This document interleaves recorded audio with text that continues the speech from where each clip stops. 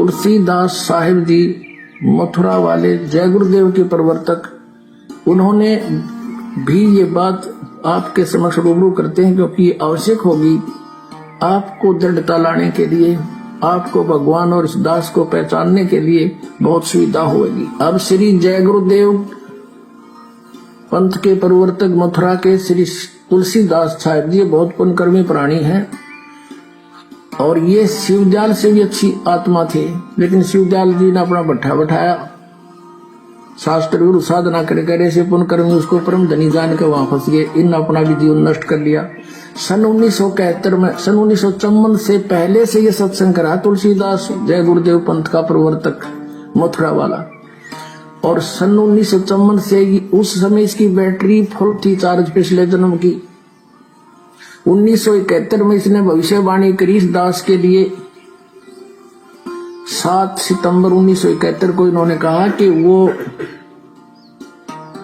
जो तत्वदर्शी संत है वो अब 20 वर्ष का हो चुका है।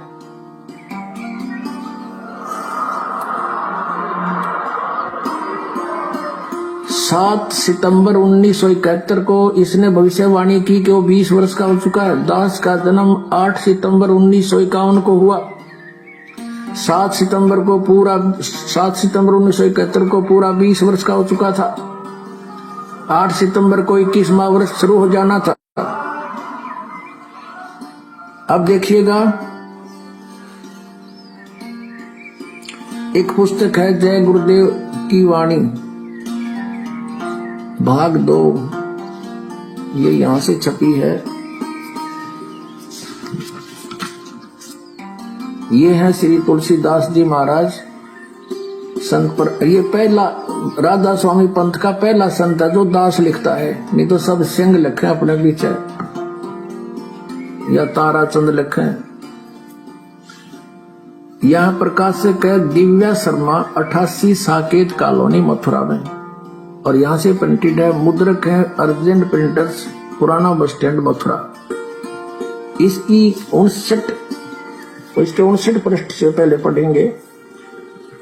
28 अगस्त को इन्होंने एक भविष्यवाणी करी थी, ये देखिएगा, ये 59 पृष्ठ है इसका, 59, और ये 28 अगस्त शाकाहारी पत्रिका 28 अगस्त 1971 में इसने कोई भविष्यवाणी की थी कि महापुरुष का जन्म भारतवर्ष के एक छोटे से गांव में हो चुका है और वह व्यक्ति मानव इतिहास का सबसे महत्वपूर्ण व्यक्ति बनेगा। उसे जनता का इतना बड़ा समर्थन प्राप्त होगा कि आज तक किसी को नहीं मिला है। वह महापुरुष नए सिरे से विधान को बनाएगा और वह विश्व के संपूर्ण देशों पर लागू होगा। उसका एक झंडा होगा, उसकी एक भाषा होगी।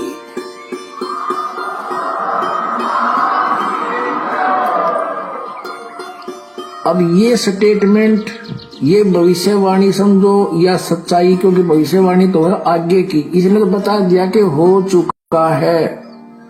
ये 28 अगस्त को इसने ये स्टेटमेंट दी। फिर लोगों ने पूछा जी कौन है, कहाँ है बताओ। तो फिर आगे 7 सितंबर को, यानी इस 50 पृष्ठ पर लिखा है, इसके बाद देखिएगा,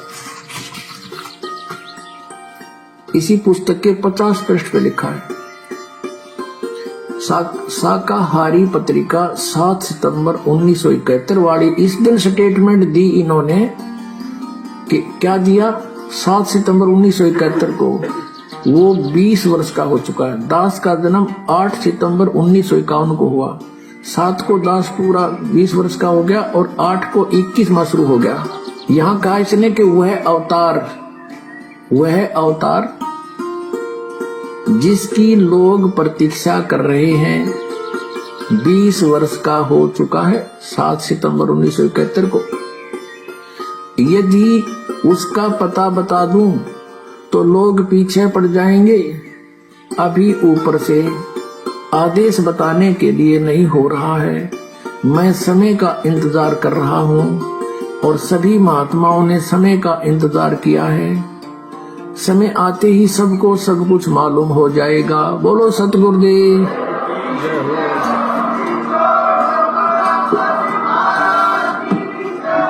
सभी प्रसिद्ध लोगों की पड़ताल के बाद यह साबित हुआ कि वो महापुरुष जो विश्व का कल्याण करेगा, वो महापुरुष जिसके ज्ञान से विश्व में शांति आएगी, वो महापुरुष जो कलयुग में सतयुग लाएगा, उस अवतार का नाम है संत रामपाल जी महाराज। तो पुण्यात्माओं, आप जिन्हें वीडियो के माध्यम से पूरी सच्चाई सहसबूत प्रमाणों सहित अपनी आंखों से देखी है, और हाथ कंगन को आरसी क्या, पढ़े लिखे को फारसी क्या, और जय गुरुदेव पंथ से जुड़े हुए सभी भाई बहनों से मैं हाथ जोड़ के विनती करता हूं कि आपके गुरुदेव तुलसीदास जी जो आपका मार्गदर्शन करके चले गए कि वो महापुरुष 20 वर्ष का हो चुका है, एग्जैक्ट सारी बातें जो उन्होंने बताई, वो सारी बातें इस पृथ्वी पे नहीं पूरे विश्व में अगर किसी धार्मिक संत के ऊपर खरी खरी उतरती हैं तो आज आपकी आंखों के सामने है वो परम शक्ति, वो परम पुरुष, वो महापुरुष, वो साक्षात कबीर परमेश्वर, वो अल्लाह, खुदा, गॉड, रब केवल सतगुरु रामपाल जी महाराज जी हैं। प्रार्थना कर सकता हूं, विलंब ना करें, प्रमाण आपके सामने हैं, सबूत आपके समक्ष हैं। समझदार व्यक्ति को देर नहीं लगानी चाहिए, वरना विनाश के समय में जो तांडव मचेगा उस समय चाहे कितने हाथ जोड़ लेना, कितने ही पैर पकड़ लेना, परमेश्वर रक्षा नहीं करेंगे, क्योंकि उनके भी कुछ विधान है, उनका भी संविधान है, उनकी भी कुछ मान मर्यादाएं हैं। इसीलिए आप जीवों को उस विनाश के समय से पहले ही उस परमपिता परमेश्वर की प्रेरणा से, उन्हीं के आशीर्वाद से ये लाइव वीडियो बना बना के संदेशे दिए जा रहे हैं, सहसबूत प्रमाणित, ताकि आप समय रहते सच्चाई को स्वीकार कर लें और विनाश के समय में स्वयं और अपने परिवार को विनाशित होने से बचाएं। आगे चलिए, रूपा आनंद जी उस कल्कि अवतार के विषय में, उस परम पुरुष के विषय में, उस सुप्रीम के विषय में और क्या भविष्यवाणी करती हैं, क्या क्या पहचान बता रही हैं, जो पहचान सुनने के बाद आपको दृढ़ता आएगी, आपके अंदर एक अपने गुरु के प्रति, अपने सतगुरु के प्रति, उस अवतार के प्रति एक विशेष श्रद्धा और लगन का भाव पैदा होगा। और वीडियो आप आगे देखते जाना, ऐसे ऐसे राज खुलेंगे, ऐसे ऐसे भविष्यवाणियां उस परम पुरुष के ऊपर सत्य बैठाई जाएंगी। वो वर्तमान में जिस स्थिति में हैं, वर्तमान में जहां पे बैठे हुए हैं, उसकी भी भविष्यवाणियां पहले से कर रखी हैं कि जिस समय विनाश का समय नजदीक होगा, वो संत गुप्त रह के किसी एक जगह पे बैठा होगा। वो सारी बातें एज इट इज परमपिता परमेश्वर सतगुरु रामपाल जी महाराज जी के ऊपर ही फिट बैठ सकती हैं। क्यों? क्योंकि वही एकमात्र सुप्रीम है, उसके अलावा किसी दूसरे के ऊपर इन भविष्य वक्ताओं की भविष्यवाणियां फिट नहीं बैठ सकती। तो जगत वालों की तो मैं कह नहीं सकता, लेकिन उनके जो भगत हैं वो एंड तक ये वीडियो देखें और देखने के बाद इसको शेयर भी करते रहें, साथ साथ में हर जगह इसको शेयर भी करते रहे, क्योंकि शेयर करने का भी आपको पुण्य मिलेगा, क्योंकि आप सुप्रीम की सेवा कर रहे हैं, उस परमपिता परमेश्वर के प्रकट होने का संदेशा देश दुनिया में पहुंचा रहे हैं। पृथ्वी पर विनाश और तांडव के समय में लोगों को बचाने के लिए आप संदेशे दे रहे हैं। सुनते जाइए, आंखें फटी की फटी रह जाएंगी। जो लोग उनका जन्मदिन मनाते हैं, जो लोग उनका बोध दिवस मनाते हैं और उनको एक जीव साबित करते हैं, उन लोगों के आंखों से आंसू नहीं सूखेंगे अगर एंड तक वीडियो देख लिया तो, कि हम कितने बड़े धोखे में रहे, कितना बड़ा धोखा उसी परम शक्ति, उसी अवतार, उसी सुप्रीम के परिवार वाले हमें दे रहे हैं। क्योंकि यहां की जो शक्ति है वो कहीं भी नहीं चाहेगी कि सुप्रीम दुनिया के सामने आए, सुप्रीम को लोग जाने, सुप्रीम को लोग पहचाने। इसके लिए जो शैतान है, जो काल है, वो दुष्ट शक्तियों को भी उसी परम सत्ता के आसपास ही जन्म देता है, ताकि जब वो अवतार समय अनुसार अपना ज्ञान प्रचार करे, वो प्रकट होकर अपने मिशन को आगे बढ़ाए, तो उससे जुड़ी हुई आत्माओं को किस प्रकार तोड़ा जाए, किस प्रकार भ्रमित किया जाए, कैसे उन आत्माओं को विश्वास ना होने दिया जाए कि एकमात्र यही वो परम शक्ति है जिसकी तुम शरण में हो। कैसे उनकी मर्यादाओं का खंडन करवाया जाए, कैसी कैसी सूक्ष्म चाल खेलकर उन लोगों को भ्रमित किया जाए। इसलिए मैं निवेदन करता हूं उस परमपिता परमेश्वर सतगुरु रामपाल जी महाराज जी से जुड़े हुए भाई बहनों से कि अगर विश्वास करना है भक्ति मार्ग पे, अगर विश्वास करना है अपने उद्धार के लिए, मोक्ष के लिए, सिर्फ और सिर्फ अपने परम पूज्य सतगुरु देव के ऊपर, और सतगुरु देव जी ने सत्संगों में जो वचन कहे हैं, सत्संगों में जो आदेश दिए हैं, केवल उन्हीं को फॉलो किया जाए। और अगर किसी अपने जैसे व्यक्ति की बात भी माननी पड़े तो बात मानने से पहले यह सुनिश्चित कर लेना, यह नीर खीर का निबेड़ा कर लेना कि अमुक व्यक्ति यदि हमें कोई सलाह या परामर्श दे रहा है भक्ति मार्ग का, क्या वो मेरे परम पूज्य गुरुदेव के ज्ञान से मेल खाता है या नहीं खाता है, उनके सत्संगों से मैच करता है या नहीं करता है। अगर करता है तो सहर्ष स्वीकार कीजिए, अगर नहीं करता है तो उस व्यक्ति को तुरंत धुतकार देना चाहिए, उसको अपने से दूर कर देना चाहिए या खुद उससे दूर हो जाना चाहिए, क्योंकि वो काल का एजेंट होगा। वो तुम्हें डुबोएगा, तुम्हें बर्बाद करेगा, तुम्हें कभी भी उस परम सत्ता के संपर्क में नहीं रहने देगा। सुनिए आगे रूपा आनंद जी, परम पूज्य सतगुरु रामपाल जी महाराज जी के विषय में, क्योंकि हम तो यही कहेंगे, क्योंकि एकमात्र वर्तमान समय का जो कल्कि है केवल सतगुरु रामपाल जी महाराज जी हैं। वर्तमान का यदि कोई सुप्रीम है, कोई अवतारी शक्ति है, केवल परम पूज्य सतगुरु रामपाल जी महाराज जी हैं। लेकिन ये भविष्य वक्ता लोग ना समझ पाने के कारण उन्हें किसी और से जोड़ रहे हैं। तो ये अपने अनुसार चलें, हम अपने अनुसार चलें। तो हमारे अनुसार और इनकी सोच आधार से परम पूज्य सतगुरु रामपाल जी महाराज जी के विषय में भविष्य वक्ता रूपा आनंद जी और क्या पहचान बता रही हैं कि उस कल्कि की और क्या क्या पहचान होंगी।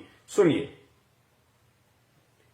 ये भी देखना कि कैसा ज्ञान दे रहा है वो, किस तरह का ज्ञान दे रहा है, ज्ञान है भी या नहीं, या फिर सिर्फ बोल देने से कि मैं कल की हूं क्या वो हो जाएगा कल की? नहीं, वो ज्ञान भी देगा, ऐसा ज्ञान देगा ना कि लोग पागल हो जाएंगे। और ऐसे ऐसे खुलासा करेगा ना हमारे इतिहास को लेके कि लोग पागल ही हो जाएंगे कि अरे यार ये तो मैंने कभी सुना ही नहीं था, ये क्या बात है, नई बात। और वो साबित भी करेगा, सिर्फ बोलेगा नहीं, सिर्फ बोलना उसका काम नहीं होगा, साबित भी करेगा, साइंटिफिकली भी प्रूव करेगा, हर तरह से प्रूव करेगा। अंत में जीत उसी की होगी। नास्ट्रेडमस ने भी यही कहा था, वी फॉर विक्ट्री, वी का निशान, वी है ना, वी का निशान, तो ये कोड है। तो रूपा जी कह रही हैं कि वो जो संत होगा, वो जो कल्कि होगा, वो जो सुप्रीम होगा, उसकी दूसरी पहचान ये है कि वो ऐसा ज्ञान देगा, ऐसा ज्ञान देगा कि लोग सोचने पे मजबूर हो जाएंगे। इतिहास को लेके, इतिहास क्या, धार्मिक सदग्रंथ, वेद, कुरान, पुराण, बाइबल, इन सब को लेके वो ज्ञान देगा, वो रहस्य खोलेगा, वो बातें बताएगा कि लोग सुन के हैरान हो जाएंगे कि यार आज से पहले तो हमने कभी ये सुना ही नहीं, किसी ने बताया ही नहीं। तो इस पूरे विश्व में, इस पूरी पृथ्वी के ऊपर अगर एकमात्र ऐसा कोई वर्तमान में संत है जिसने भारतीय आध्यात्मिकता की काया पलट कर दी, जिसने चारों वेदों को, 18 पुराणों को, उपनिषदों को, मनुस्मृति को, कुरान को, बाइबल को, तौरेत को, जबूर को, इंजिल को, गुरु ग्रंथ साहिब को, सदग्रंथ साहिब को, जितने भी धर्मों के धर्म ग्रंथ हैं या उन धर्मों में अन्य जितने भी छोटे मोटे संत महंत ऋषि मुनि हैं, जैसे दयानंद सरस्वती जी हिंदू धर्म में, और भी बहुत सारे धर्मों में, जाकिर नायक जी मुसलमान धर्म में, जैनियों के महावीर जी के विषय में, कोई भी अगर इस पूरे विश्व में, अगर इस पृथ्वी लोक पे जहां आप और हम रह रहे हैं और जिस धर्म के जो जो धर्म ग्रंथ हैं, अगर पूरे विश्व में सार्वजनिक तौर पर टीवी चैनलों पर अगर इन सदग्रंथों की सच्चाई और हकीकत और वो परम शक्ति जिन्हें हम अजन्मा अविनाशी मानते आए हैं, सुनी सुनाई बातों के आधार पे, ब्रह्मा विष्णु महेश जी, दुर्गा जी, देवी देवता, इंद्र जी, उनके विषय में ऐसे ऐसे खुलासे अगर इस पूरे विश्व में, इस पृथ्वी पे अगर सार्वजनिक तौर पे जिस वेद व्यास जी ने ये ग्रंथ लिखे हैं, उन्होंने भी क्या क्या गलतियां कर दी लिखने में। जिन बड़े बड़े लोगों ने, मनु जैसे लोगों ने वेद लिखे, उन्होंने भी लिखते समय अनुवाद में क्या क्या गलतियां कर दी। और वर्तमान के जो धर्म के ठेकेदार हैं, जो वेदों को सामने रख के अपने भक्तों को सत्संग सुनाते हैं, वो कितना कुप्रचार कर रहे हैं, अध्यात्मता को ना समझ के कितना उल्टा ज्ञान प्रचार कर रहे हैं। गीता जी का जिन लोगों ने अनुवाद कर डाला, हर संत ने लगभग, चाहे निरंकारी हो, चाहे जय गुरुदेव वाले हों, चाहे आसाराम जी हों, कृपालू जी हों, कुछ भी, जिन जिन संतों ने, महंतों ने, जो भागवताचार्य हैं, जिन्होंने गीता जी के इतने मोटे मोटे अनुवाद कर रखे हैं, उन्होंने कितना गुड़ गोबर एक कर रखा है, कितना अपने मनमुखी तरीके से उन संस्कृत के श्लोकों के अर्थों का अनर्थ किया हुआ है। उन गलतियों को भी यदि इस विश्व में पहली बार किसी ने सार्वजनिक किया है, केवल परम पूज्य सतगुरु रामपाल जी महाराज जी। क्योंकि इस पूरे विश्व में वर्तमान समय में अग्नि संत ग्रंथों को खोल खोल के इनके अंदर से अगर किसी ने बताया है कि ब्रह्मा विष्णु महेश, जिनको तुम अजर अविनाशी कहते हो, कि इनकी कभी जन्म और मृत्यु नहीं होती, इनके कोई माता पिता नहीं है, परम पूज्य सतगुरु रामपाल जी महाराज जी ने उसी देवी भागवत के अंदर 6वां स्कंद पेज नंबर 123 खोल के देख लेना, स्पष्ट तौर पे। अब तो यूट्यूब पे लाखों वीडियो पड़े हुए हैं, आप यूट्यूब पे जाके सर्च कीजिए कि ब्रह्मा विष्णु महेश के माता पिता कौन है, ब्रह्मा विष्णु महेश जन्मते मरते हैं, आप सर्च कीजिए, आपको ढेरों प्रमाण मिलेंगे आप ही के सदग्रंथों को, जिनको पढ़ते पढ़ते आपकी आंखें नहीं थकी, और पढ़ाते पढ़ाते नकली और मोतियाबिंद के शिकार भागवताचार्य संत महंतों की आंखें नहीं थकी। कैसा उल्टा ज्ञान प्रचार कर गए। इन्हीं शास्त्रों में लिखा हुआ है कि ब्रह्मा विष्णु महेश की भी जन्म और मृत्यु होती है। और परमेश्वर ने बताया कि कौन ब्रह्मा का पिता है, कौन विष्णु की मां, शंकर का दादा कौन है, पंडित जी हमको दो बताए। लोग कहते हैं दुर्गा, दुर्गा को लोग माता कहते हैं। दुर्गा अगर माता है तो उसका पति कौन है? अगर उसका पति नहीं है तो सिंदूर क्यों लगाती है, हार श्रृंगार क्यों करती है? तो ये सारे रहस्य कि दुर्गा का पति कौन है, काल भगवान है। कौन ब्रह्मा का पिता है? काल निरंजन, ज्योति निरंजन, जिसको ब्रह्म कहा जाता है। कौन विष्णु की मां दुर्गा। और कौन शंकर का दादा है? शंकर का दादा कबीर परमात्मा। ये सृष्टि रचना में, आप ही के सदग्रंथों में, आप ही की गीता से, आप ही के वेदों से उस परमात्मा ने साबित किया है। तो ऐसा ज्ञान किसने दिया? किसने ज्ञान दिया कि ब्रह्मा विष्णु महेश जी भी जब तक इनका राज करने का समय है, उसके बाद इनको भी नीचे डाला जाता है। ये भी आप और हमारी तरह सामान्य व्यक्ति बनते हैं, फिर 84 लाख योनियों में जाते हैं। आप और हमारी तरह गधे, कुत्ते, सूअर, मछली, मुर्गा, मुर्गी बनते हैं। किसने बताया? उन पंडितों ने नहीं बताया, उन ऋषियों ने नहीं बताया, उन धर्म के ठेकेदारों ने आपको नहीं बताया, क्योंकि वो उनका धर्म का धंधा था। अगर वो आपको कह देंगे कि ब्रह्मा विष्णु महेश जन्मते और मरते हैं, इनके भी माता पिता है, ये पूर्ण परमात्मा नहीं है। ये केवल एक मंत्री की तरह इन लोकों में काम करते हैं। ब्रह्मा जी का काम है जीवों की उत्पत्ति करना। किसके आदेश से? दुर्गा और काल के आदेश से। दुर्गा और काल किसके आदेश से चलते हैं? उस परमपिता परमेश्वर कबीर साहिब जी के आदेश से, जो सतलोक में रहता है, सचखंड में रहता है। अगर ये लोग ये बातें बता देते, कहीं से इनको मालूम भी पड़ जाता थोड़ा बहुत, तो फिर दुनिया इनसे पूछती, इनसे सवाल करती कि भाई अगर ब्रह्मा विष्णु महेश भी भगवान नहीं है, अगर इनकी भी जन्म और मृत्यु होती है, तो फिर भगवान है कौन? तो फिर इनको भगवान का नहीं पता। ये क्या बताते लोगों को? इनका धंधा ठप हो जाता, इनका पेट, इनकी रोजी रोटी जो इन धर्मशास्त्रों के ऊपर टिकी हुई है, तो टिकी हुई थी, इनका धंधा चौपट हो जाता। ये और इनके बच्चे भूखे मरने की नौबत पे आ जाते। इसलिए इन्होंने सच्चाई समाज को नहीं बताई। तो ये खुलासे किसने किए? किसने खुलासा किया कि जिस इंद्र भगवान को बहुत बड़ी परम शक्ति मानी जाती है, जिसको स्वर्गलोक का राजा माना जाता है, जब वो अपना राजकार्य पूरा कर लेता है इंद्र, उसके बाद में सीधा वो पृथ्वीलोक पे आके गधे की योनि प्राप्त करता है, गधे की, जिसके ऊपर कुम्हार 2.5 मन का बोरा रख के सारा दिन ईंटें ढोता है। कौन बनता है? इंद्र देवता। किसने खुलासे किए? किसने बताया? किसने बताया वेदों को खोल के? किसने प्रमाणित किया कि पूर्ण परमात्मा जिसने सारी सृष्टि रची है, ब्रह्मा विष्णु महेश भी जिसके ही पुत्र हैं, उसी की आत्मा है। दुर्गा भी उसी की आत्मा, उसी की बेटी है। दुर्गा से ऊपर जो ब्रह्म है, जो काल भगवान है, जो गुप्त रहता है, किसी के सामने नहीं आता, जो प्रतिदिन 1 लाख आत्माओं का भोजन करता है। हम मरते हैं, हमारे पूर्वज मर गए, कहां जा रहे हैं? लिख दिया जाता है स्वर्गलोक, स्वर्गलोक, स्वर्गलोक। जाते हैं सीधा तपतशिला के ऊपर, भून भून के खाता है। किसने रहस्य उजागर किया? तो ऐसा ज्ञान रूपा आनंद जी की भविष्यवाणी के अनुसार ये रहस्य किसने खोला? किसने कहा कि जो व्यक्ति श्राद्ध निकालेगा, जो व्यक्ति तर्पण करेगा, जो व्यक्ति बरसोदी पितृ पूजा, 13वां 12वां, ये सारे पाखंड जो क्रियाएं करेगा, क्योंकि हमें बताई किसने?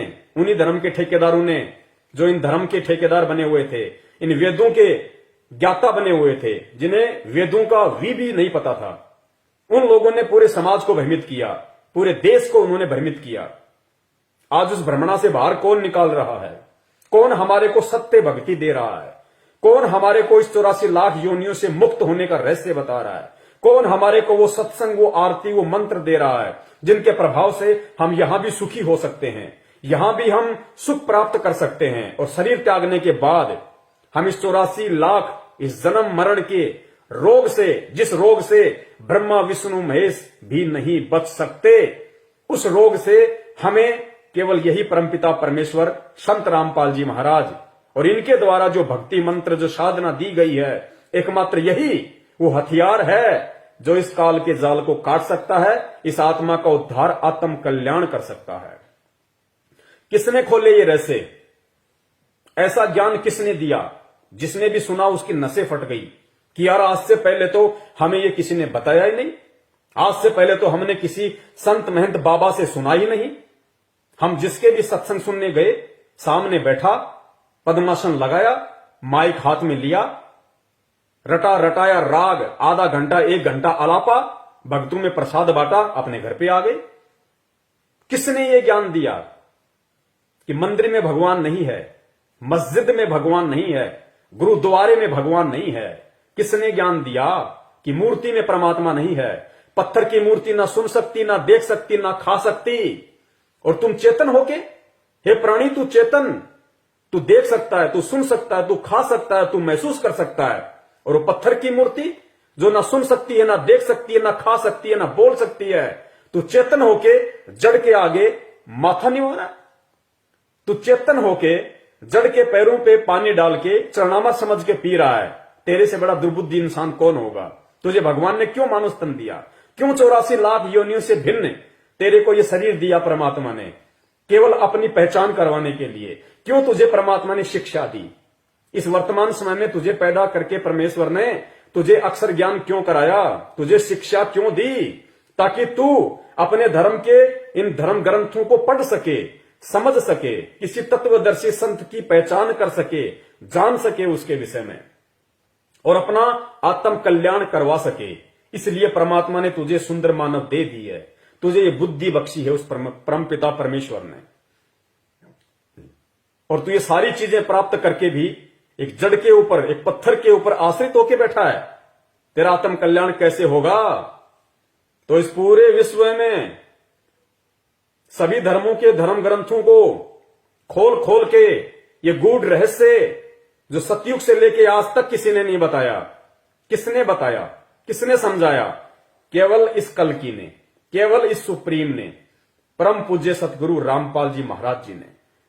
और पूरे विश्व में वर्तमान समय में ऐसा कौन वो एकमात्र संत है, महापुरुष है, जिसने शंकराचार्यों से लेके जितने भी संत महंत हैं जो आध्यात्मिक पद पे विराजमान हैं, उन सबको आध्यात्मिक ज्ञान चर्चा के लिए, इन शास्त्रों पे डिबेट के लिए आमंत्रित किया, उनको निमंत्रण पत्र भेजे, अपने सेवकों के माध्यम से उनके पास संदेश भिजवाए कि भाई आओ, तुम भी संत हो, मैं भी संत हूं।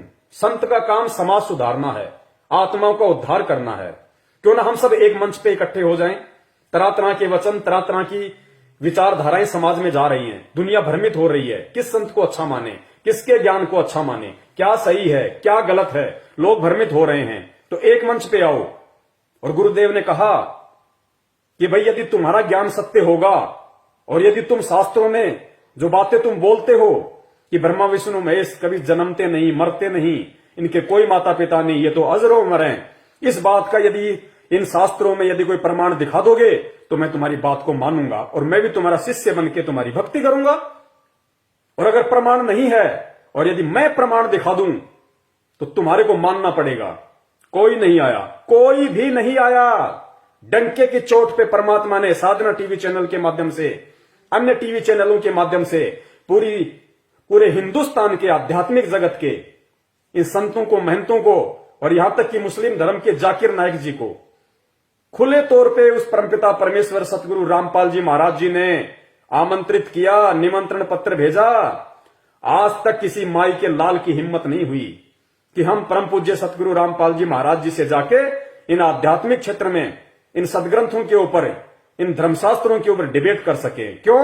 क्योंकि सत्संग सबने सुन रखे संत रामपाल जी महाराज जी के, और उनको अच्छे से पता था कि प्रमाणों के आधार पे, सदग्रंथों को आधार बना के तुम संत रामपाल जी महाराज जी के सामने 5 मिनट भी टिक नहीं सकते। और जनता शिक्षित है। अब पहले वाली जनता नहीं है कि लोग पागल हैं, लोग मूर्ख हैं, जो ज्यादा संस्कृत बोल देगा तो लोग तालियां पीट देंगे। नहीं, लोग शिक्षित है, सबके पास एंड्रॉयड मोबाइल हैं। गीता जी का कौन सा अध्याय, कौन सा श्लोक, यजुर्वेद, अथर्ववेद, सामवेद, ऋग्वेद का कौन सा अध्याय, कौन सा श्लोक, कौन सा सूक्त, कौन सा मंडल क्या बोलता है, हिंदी में अनुवाद है, संस्कृत में अनुवाद है, अंग्रेजी में अनुवाद है, हर भाषा में ट्रांसलेट है। तुरंत खोल के देख लेंगे कि शंकराचार्य जी इस श्लोक का क्या अनुवाद कर रहे हैं और रियल में इसका क्या अनुवाद है। इसलिए ये परमेश्वर ने आप और हमारे को शिक्षा दी ताकि हम भ्रमित ना हो, किसी के बहकाव में ना आए। मानव जन्म हमें मिला है, हमें इसकी सार्थकता का पता चले, हमें इसकी महत्वता का हमें मालूम पड़े कि समय हाथ से निकलता जा रहा है। परमपिता परमेश्वर तत्वदर्शी संत के रूप में धरती पे प्रकट है। अगर हिंदू का आत्म कल्याण होगा तो संत रामपाल जी महाराज जी की शरण में आके होगा। अगर मुसलमान का आत्म कल्याण होगा तो संत रामपाल जी महाराज जी की शरण में आके होगा। अगर जैनी और सिख धर्म या ईसाई धर्म के किसी व्यक्ति का, किसी बहन भाई का आत्म कल्याण होगा या हो सकता है, केवल परम पूज्य सतगुरु रामपाल जी महाराज जी की भक्ति साधना को अपना कर ही हो सकता है। अन्य कोई भी मंदिर, मस्जिद, गुरुद्वारा, पीर, फकीर, मजार ये तुम्हारा आत्म कल्याण नहीं कर सकते। तुम्हें अंत में गधे, कुत्ते और सूअर की योनि में ले जाके छोड़ेंगे। इस बात को गांठ बांध लेना और वीडियो ध्यान से सुनते जाना। तो रूपानंद ने कहा कि वो संत है ना, ऐसी बातें बताएगा, ऐसा ज्ञान देगा कि लोग सोचने पे मजबूर हो जाएंगे। तो जो लोग उस अवतारी महापुरुष संत रामपाल जी महाराज जी के संपर्क में आ चुके हैं, जो लोग उनके सत्संग सुनते हैं, उनका सिर चकरा गया सत्संग सुनते ही कि हे भगवान कहां छुपे बैठे थे, हे परवरदिगार, हे परमपिता परमेश्वर, असंख्य युगों से हम आपके तलाश में ढूंढते ढूंढते मर गए मालिक, आपने कैसे हमारा हाथ पकड़ लिया। ये ज्ञान आज से पहले कहां छुपा था। हम रोज गीता पढ़ते थे, रोज हम गीता का पाठ करते थे, बहुत सारे संतों की शरण में गए, उनके सत्संग सुने। उन्होंने तो कभी ये बातें जो लिखी हुई है, जो आज हमारी आंखों के सामने, आज हमारी समझ में आ रही है, उन्होंने ना कभी ढंग से पढ़ाया, ना उन्होंने कभी बताया, ना उनको मालूम। हे परमात्मा, हमारे अहोभाग्य। तो ऐसा ज्ञान रूपा आनंद जी अगर इस पृथ्वी पे किसी ने दिया है, इंटरनेट पे सर्च करके देख लेना, संत आसाराम जी के सत्संग करके देख लेना, श्री कृष्ण से ऊपर उनकी बुद्धि नहीं है। निरंकारियों के सत्संग सुन के देख लेना, वो तो भगवान को मानते ही निराकार हैं। अन्य किसी धर्म ग्रंथों वालों के सत्संग सुन के देख लेना, कचरा मिलेगा, कचरा। धर्म के नाम पे, सच्चाई के नाम पे सिर्फ कचरा। सारे के सारे मूर्ति पूजक, उल्टा ज्ञान उनके पास में कुछ नहीं। तो सर किसने चकराया? संत रामपाल जी महाराज जी ने ज्ञान देके और भगत का सर चकरा दिया कि परमात्मा अहोभाग्य, आज से पहले ना सुना ना देखा। सब लोग यही रट्टा रट रहे थे, ब्रह्मा विष्णु महेश से ऊपर कोई नहीं, उनसे ऊपर कोई नहीं। अरे उनसे ऊपर तो बहुत हैं, उनसे ऊपर तो उनकी माता दुर्गा है। दुर्गा से ऊपर दुर्गा का पति काल भगवान है, ज्योति निरंजन, जिसको ब्रह्म बोलते हैं, जो 10वें द्वार पे बैठा रहता है। उससे ऊपर अक्षर पुरुष है। गीता जी अध्याय नंबर 15 श्लोक नंबर 17, 2 इमो पुरुष च लोक उत्तम पुरुष तू अन्य परमात्मा इति उधारते। इन सदग्रंथों के श्लोकों का, इन शास्त्रों का ये गुप्त भेद, गुप्त रहस्य किसने बताया इस पृथ्वी पे? केवल परम पूज्य सतगुरु रामपाल जी महाराज जी ने।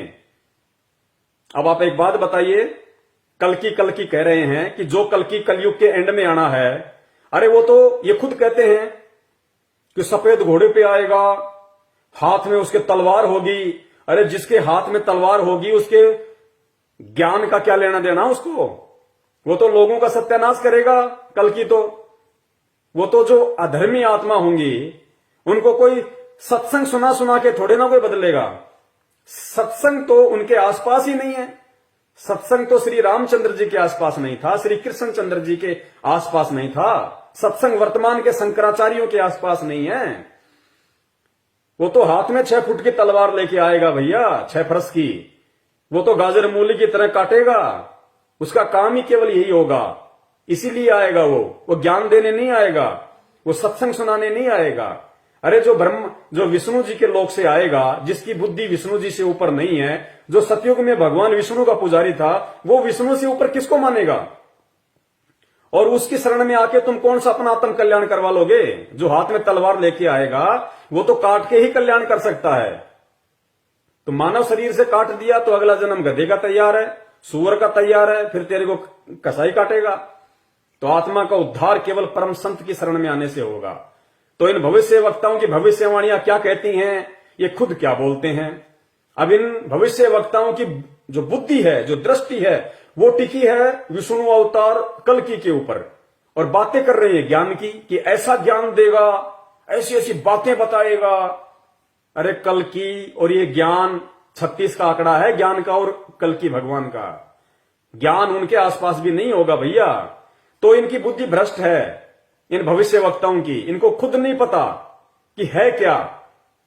ये तरह तरह के लोगों की भविष्यवाणियां सुन के अपने वीडियो बना बना के यूट्यूब पे डाल रहे हैं, देश दुनिया को भ्रमित कर रहे हैं। तो सच्चा रहनुमा, वो सच्चा परमात्मा, वो सत्य कल्कि अवतार वर्तमान का, कलयुग का अवतार केवल परम पूज्य सतगुरु रामपाल जी महाराज जी हैं, जो इनकी प्रत्येक पहचान के ऊपर सोने की तरह खरे उतर रहे हैं। ये आप जी खुद नोट करते जाना, खुद अपनी आंखों से देखते जाना, विचार करते जाना।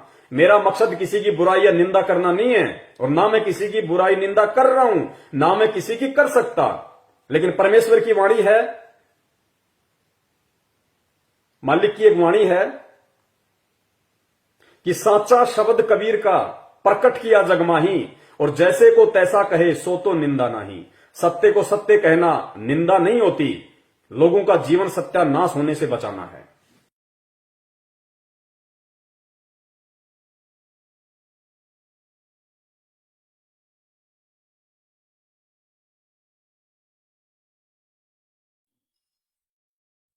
भाई सतगुरु तिलक अजप्पा माला, युक्त जटा रखवावे।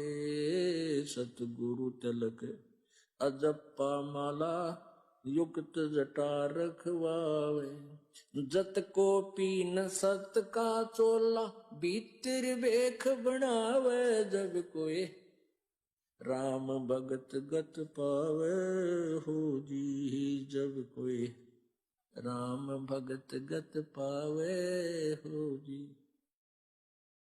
भाई लोक लाज मर्याद जगत की, तरण ज्यों तोड़े बगावे। लोक लाज मर्याद जगत